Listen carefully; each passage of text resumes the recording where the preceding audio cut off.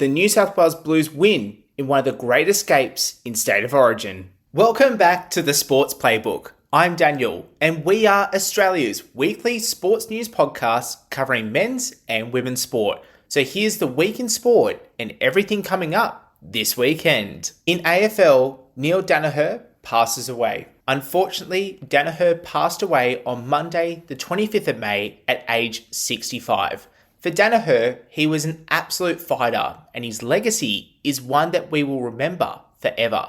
For Neale, he was always in and around AFL. He played 82 games for the Essendon Bombers, but then he also went on to coach the Bombers for over 220 games. He even took them to a grand final in 2000. For Daniher, he was diagnosed with MND back in 2013, but he was ready to fight. For Neale, he was named Victorian of the Year in 2019. And then in 2025, he had the honour of being called Australian of the Year. And this was through his work through the charity that he set up called Fight MND. This was the charity that Daniher, alongside two others, have collectively raised over $141 million to find a cure to fight MND. Also, in AFL, Brad Scott is no longer Essendon coach. Essendon have parted ways with their coach, and it comes after they've had a slow start to their season. With only one victory, Scott, he has been coach of Essendon since late in 2022. And the reality, unfortunately for this team, is they've only won one game from their past 24, which instantly puts pressure on the head coach. In the interim, Dean Solomon, who is assistant coach, will now become interim head coach. In rugby league, NRL CEO Andrew Abdo leaves to a rival sport, but he won't be leaving straight away. Abdo will stay with the NRL until July 15th, and the timing is in line with the NRL and when they are likely to sign their new broadcast deal and when it will hopefully be wrapped up. This all comes as Tennis Australia CEO Craig Tiley stepped down from his position back in February, and he will become the head of the US Tennis Federation. It all comes as two new teams are about to join the NRL over the next 2 years. The Perth Bears will join in 2027 before the PNG Chiefs in 2028. In basketball, the NBA Finals have one team locked in. The New York Knicks will head to the NBA Finals for the first time since 1999, and that's a 27-year drought, as they defeated the Cleveland Cavaliers in 4 games in the conference finals.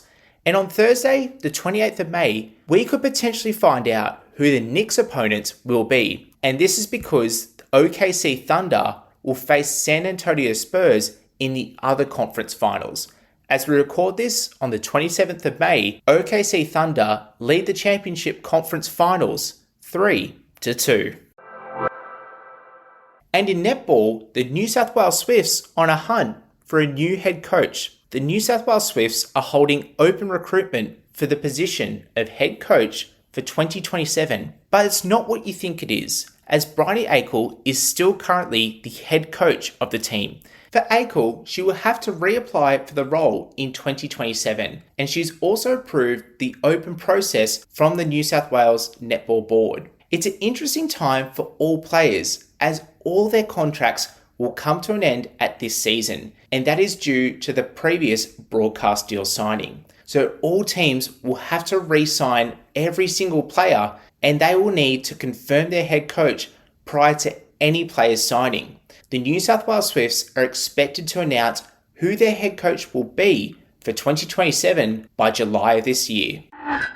That was this week's big stories. On this week's talking point is State of Origin Game 1, held last night. We are recording this at 11 p.m. on Wednesday, the 27th of May. To start the game, the New South Wales Blues had poor discipline across the park, which led to Queensland scoring multiple tries. Halfway through the first half, Queensland led by as much as 20-0. One thing was clear for the Queensland Maroons. Their spine was clicking in perfect fashion. Harry Grant, Cameron Munster, Sam Walker on his debut, and don't forget Kalyn Ponga. These four were leading the Maroons across the park and setting up tries. The New South Wales Blues' simple details were not being executed, and after 25 minutes, they had only completed 4 of 9 sets, which gave Queensland cheap field position. But then the momentum shift. Ethan Strange had an amazing tackle on Cameron Munster and put him on his back. That fundamentally changed the momentum for the New South Wales Blues and gave the Blues confidence. And the first set on Queensland's line for New South Wales, Nathan Cleary put a little kick in behind and Hudson Young scored, making it 20-6 heading in to half time. And to start the second half, it was an arm wrestle. No side could get the advantage. But then, the game-changing moment. Tolu Kola, the New South Wales Blues winger, runs down the sideline, gets within 20 metres of the try line, and then Kalyn Ponga puts a massive shot on Tolu Kola and makes contact with his head. With no attempt to make a tackle on Kola, this was where Kalyn Ponga was sent off. Not sin bin, sent off. So Queensland, for the last 23 minutes of the State of Origin Game 1 match, had to play with 12 players against 13. And for the New South Wales Blues, this was their fundamental flick of a switch. Ethan Strange scored off a perfect play through Stephen Crichton. And then Nathan Cleary, a 40-20, timely, gets the perfect kick, sets it up for the Blues. Cleary scores under the post. It's 20-16 with 7 minutes to go. And then the crucial moment, 1.5 minutes to go. The last set for the New South Wales Blues pressing on Queensland's line. Nathan Cleary gets the ball, fifth tackle, puts a massive bomb up into the air. James Tedesco chases the ball, grabs the ball off the hammer, and he scores. With 1 minute to go, James Tedesco gets the crucial try to get the Blues 20-all, and Nathan Cleary kicks the final goal. The Blues win the game 22-20 in a massive upset. But the big thing to come from this game is the New South Wales Blues won because Kalyn Ponga was sent off throughout the match. If Ponga was not sent off throughout this match, I very much doubt the Blues would have won this game, as Queensland had all the momentum throughout the game. The three standouts for me: Ethan Strange, 5'8", on his debut, made an absolute difference to the New South Wales Blues. Hudson Young, New South Wales Blues second rower. He was in every single play and he made sure those 1% plays in State of Origin, he was there and ready to make a difference. But the player of the match was Nathan Cleary. He got the job done in the right moments, and he knew if the game did not go his way, then all the talk would be about Nathan Cleary. But some other honourable mentions across the park. Blake Brayley for the New South Wales Blues played out of his skin. He got onto the field with 30 minutes to go, had some great runs from dummy half, and he set up some crucial moments. But then your moment players. Stephen Crichton. All the talk was do not play Stephen Crichton. Don't have him in the team. But he's fundamentally set up the try for Ethan Strange, and if that did not happen, the New South Wales Blues do not win this game. And then James Tedesco. He had a moment with 10 minutes to go that almost butchered the game for the New South Wales Blues, but he had his opportunity, a minute and a half to go, and Tedesco doesn't miss a second time. Got the try, and the Blues win game 1. The second game in the State of Origin series heads to Melbourne in a fortnight's time, and this will be the perfect opportunity for the Blues to try and clinch the series, but it is far from over. It's time to head in to our weekend preview. So here are some key matchups to look forward to this week. In Rugby League, Women's State of Origin Game 3 is on. New South Wales against Queensland on Thursday, the 28th of May. A lot is on the line in this game, as Queensland will be looking to save the series from a clean sweep. For the New South Wales Blues, they'll be aiming for their first ever clean sweep in the 3-game Origin series. In the AFL, the Brisbane Lions will face the Fremantle Dockers on Saturday, the 30th of May. This is an important game for both teams. For Fremantle, they'll be looking to increase their club record for consecutive wins. If they win against the Lions, that record will increase to 11 consecutive wins. For the Fremantle Dockers, they currently hold top position in the AFL ladder. For the Brisbane Lions, they will need to bounce back after a significant loss to the GWS Giants last week. In netball, the Adelaide Thunderbirds will take on the Melbourne Vixens. This will be on Sunday, the 31st of May, and this will be a top-of-the-table clash. The Thunderbirds and the Vixens are tied on equal points, but for the Thunderbirds, they have a significant goal difference margin, and this is due to their victory against the Giants from last week.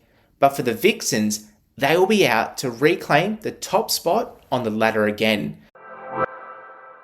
In rugby league, the Panthers will take on the Warriors on Sunday, the 31st of May. This is another top-of-the-table clash, 1 versus 2. For the Panthers, they will have several players likely to back up post the State of Origin match. But in a massive inclusion for the Penrith Panthers, second rower Liam Martin is likely to make his comeback from injury. For the Warriors, they are currently on a roll and they have several stars coming back, such as Luke Metcalf back into this side. However, for the Warriors, they will be without Roger Tuivasa-Sheck as he has done his ACL. Unfortunately, this means Roger's career in the NRL will be coming to an end.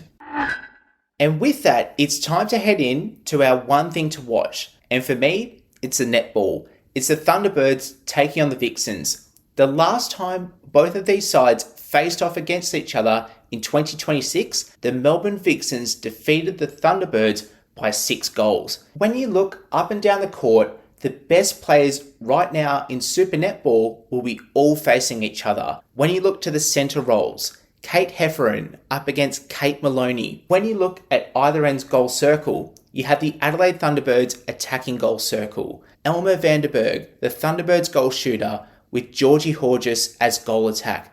This will be one to watch as they go up against Joe Weston and M. Mannix, and Rudy Ellis, as the Vixens like to change out who is their goalkeeper. Then we look to the other end of the court, the Melbourne Vixens, Sophie Garben with Kira Austin, taking on one of the best defensive duos in Super Netball, Shamira Sterling-Humphrey with Latanya Wilson. These are two of the best defensive players in Super Netball right now, and this is one you have to watch heading into the final series. That is your sports weekend sorted. So enjoy the weekend, and I'll be back on Monday with a full wrap. Please send this podcast to someone who has never listened to the Sports Playbook before, so they can get their weekly sports news. So until then, follow the Sports Playbook. We are your go-to for fast sport news without the noise. You can follow us on Instagram and TikTok and subscribe wherever you get your podcasts. Thanks for listening. See you next time.